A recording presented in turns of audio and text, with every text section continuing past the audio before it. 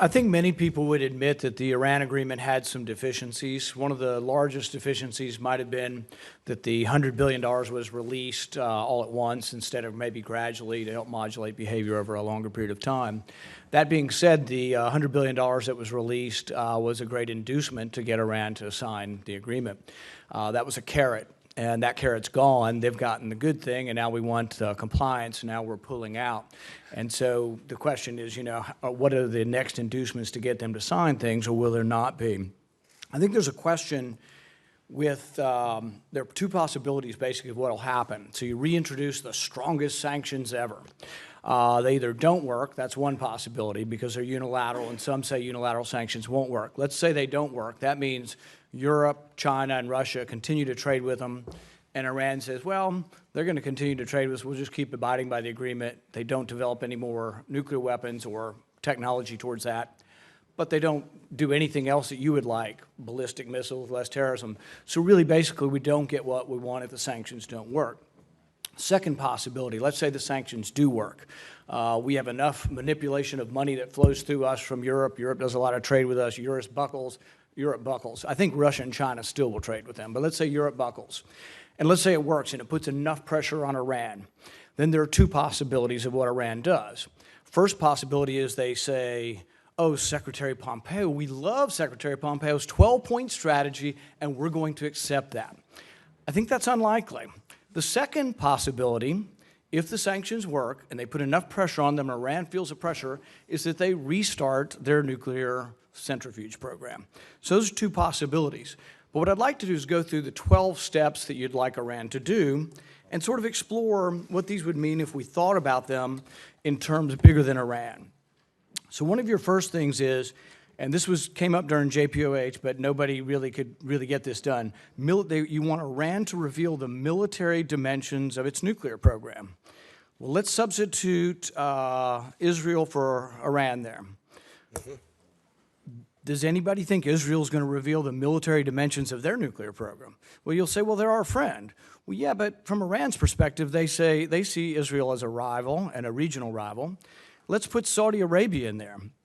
Will Saudi Arabia reveal the military dimensions of its nuclear program? Well, some might say, they don't really have it. But I'm guessing there are files over at the CIA that say, well, you know what, they have talked to people about purchasing it. Some say they have purchased nuclear technology. I guarantee we know that, and you probably can't admit it, but let's put Saudi Arabia in there. Are they willing to discuss anything they've done to develop nuclear weapons? So really what you're asking for is something that they are never going to agree to. Okay? You can try to cripple them. It's sort of like unconditional surrender. You're not getting that. Let's move on. Proliferation of ballistic missiles. I don't like them threatening surrounding countries or us with ballistic missiles. Nobody does.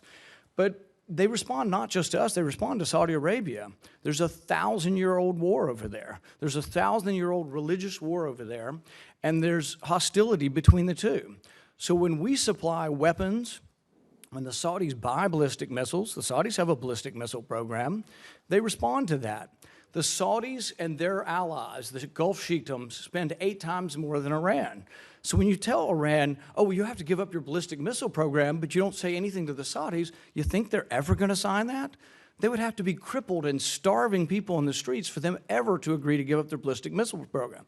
Had we kept the Iran agreement with them, and you said to the Iranians, well, we want less of an arms race over there. We'd like to have peace with Saudi Arabia. Could we get Saudi Arabia to the table with Iran to discuss either a freeze of ballistic missiles? You know, when we went to Russia, we didn't just succumb and say we'd give up our weapons. Neither did Russia. We did it in parity. We had an agreement.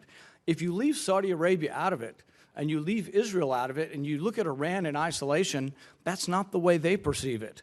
So I don't think they're going to jump at your 12 notions here of what you'd like them to do. May I make just one Go point?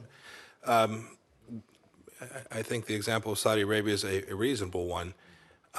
We have told the Saudis exactly what I asked from the Iranians. To talk about their nuclear program? They have said they want a peaceful nuclear energy program, and we have told them we want a gold standard Section 123 agreement from them, which would not permit them to enrich. That is simply all I've asked of Iran as well. Do we have information that the Saudis have talked to actors in Pakistan and other places about purchasing nuclear technology? Senator, I can't answer that here this morning. Which is to say, we Senator- probably, in all likelihood, do have that information. And so the thing is, it's a one-way playing field. Unless we understand that there are two big players over there, really three big players. You got Iran, you got Israel, and you got Saudi Arabia.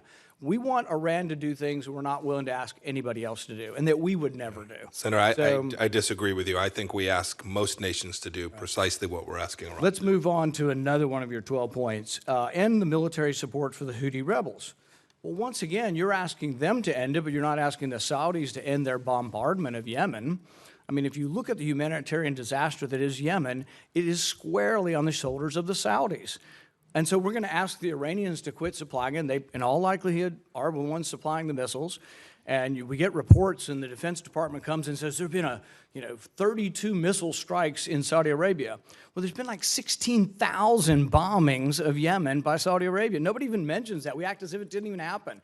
If we are so ignorant that there are two sides to this war, we're never getting anywhere. Iran's not going to stop doing that, but they might if you sat them down with the Saudi Arabians and said this arms race doesn't make sense, and Saudi Arabia is willing to sit down at the table.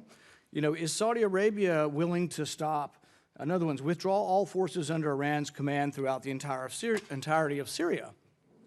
There were dozens of groups in there, even ISIS, that were getting weapons from Qatar and Saudi Arabia. In fact, one of the leaked emails from WikiLeaks was from Clinton to Podesta saying, my goodness, we've got to stop Saudi Arabia and Qatar from funding ISIS. That's a direct email. They were acknowledging they knew about it, and they were acknowledging it was a problem, but weapons were flowing into all kinds of radicals in there. So if you want Iran to stop, and I mean, Saudi Arabia and Qatar are 10 times the problem. The whole Syrian war has all of these radical jihadists. The people who attacked us came from Saudi Arabia. We ignore all that and we lavish them with more bombs. So really, until we acknowledge there are two sides to the war or three sides to the war in the Middle East, you're not going to get the agreement. I think it was naive to pull out of the Iran agreement, and I think in the end we'll be worse off for it.